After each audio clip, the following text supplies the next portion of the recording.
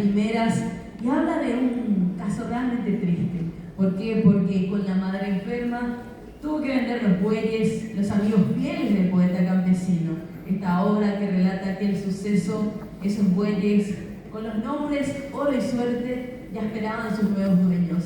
Y hoy nos canta el querido cantautor alberteño con más de 150 obras.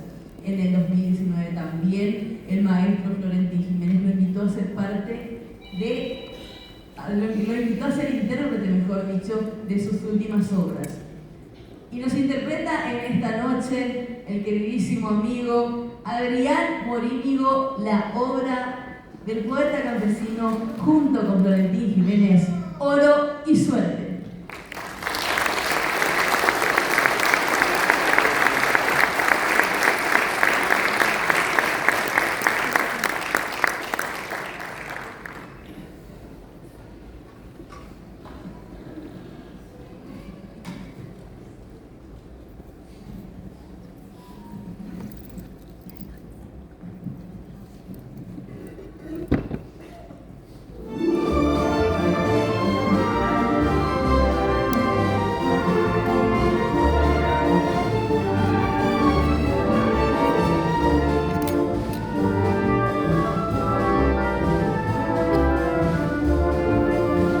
Soy el campesino que labra la tierra, produzco alimento para mi sustento, mi chacra, mi orgullo, mis bueyes amigos, fieles compañeros, Shepo y Jashepo.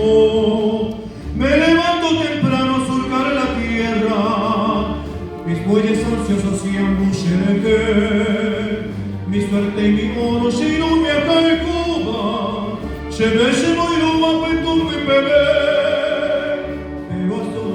De largos trabajos, Uje y Canemonero, Yoño Tibe, encontré esperando a su nuevo dueño. Por mi madre enferma los tendió mi padre, mis lágrimas siento agitar su yugo. Ay, ya pues hay que me halle despedir. Adiós mis amigos, fieles compañeros, bella pejoma a tu casa yo.